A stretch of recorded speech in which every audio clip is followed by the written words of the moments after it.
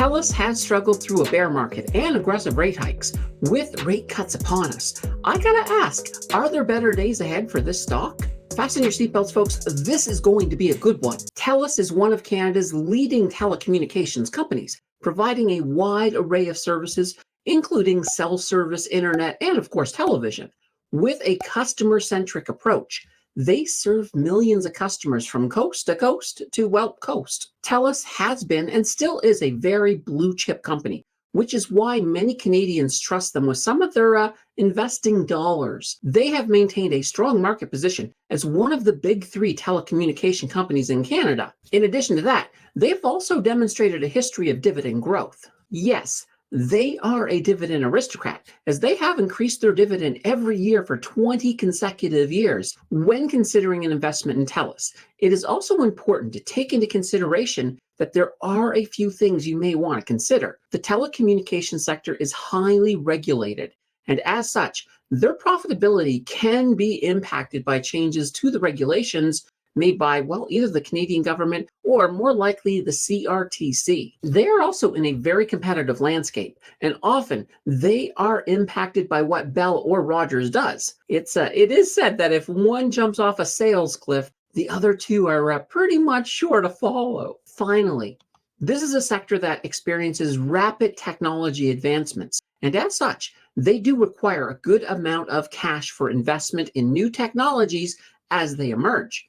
You can look at this innovation as both a strength and a weakness at the same time. Speaking of strength, a sub to the channel is a strong show of support for future content. Telus dropped their Q2 earnings report on August 2nd. A couple of the positive highlights included in that report are customer growth in mobile services was up 332,000.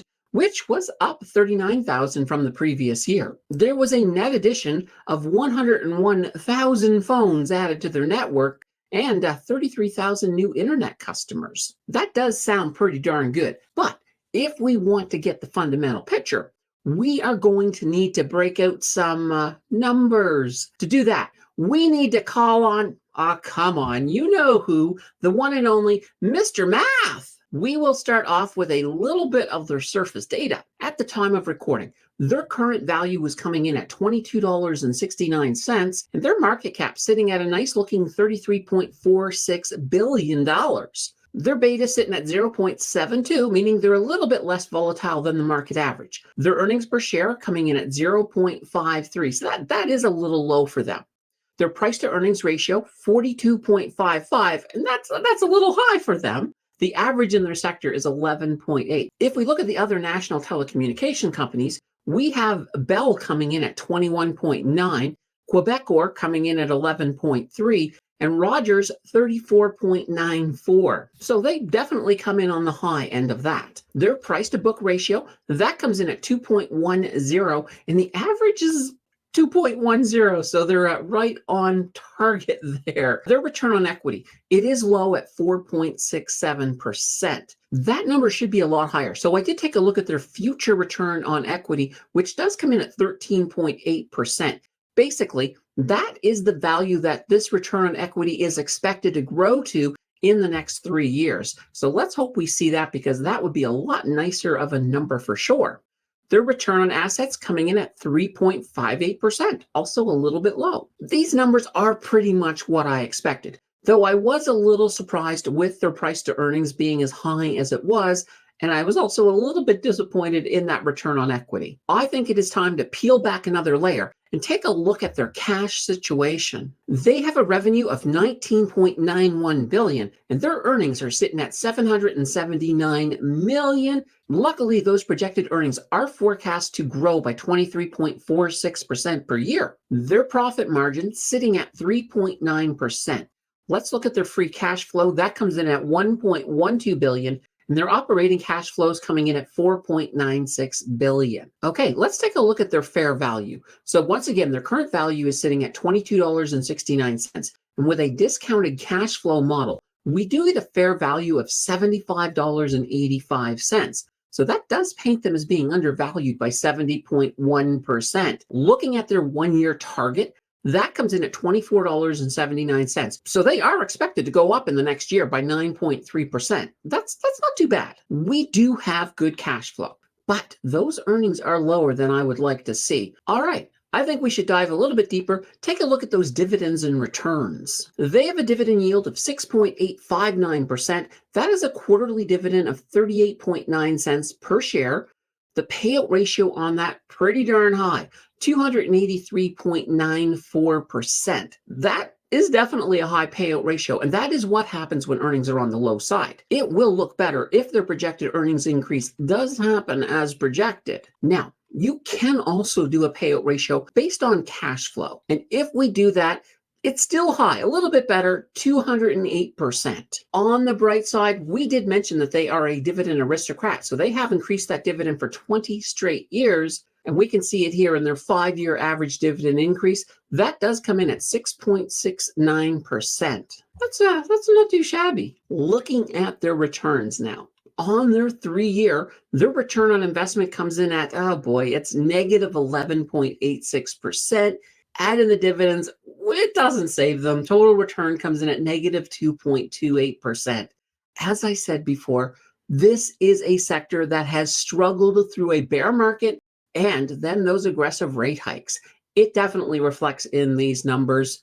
Let's take a look at their 1-year. That 1-year return on investment coming in at 0.76%. Add in the dividends, we get a total return a little more respectable, 7.57%. As I said, these numbers are reflecting the hard times that sector has gone through, but what they're not truly reflecting is how they have done since the June rate cuts. Their share price has risen in the rate cut season by 10.77%. I would definitely take that into consideration for sure. Okay, let's pull back the last layer and take a look at their debt data. They have a total debt of $26.56 billion, and their total equity sits at $17.04 billion. So that's a debt to equity ratio of 155.8%. This debt to equity ratio has increased from 143.6% 5 years ago.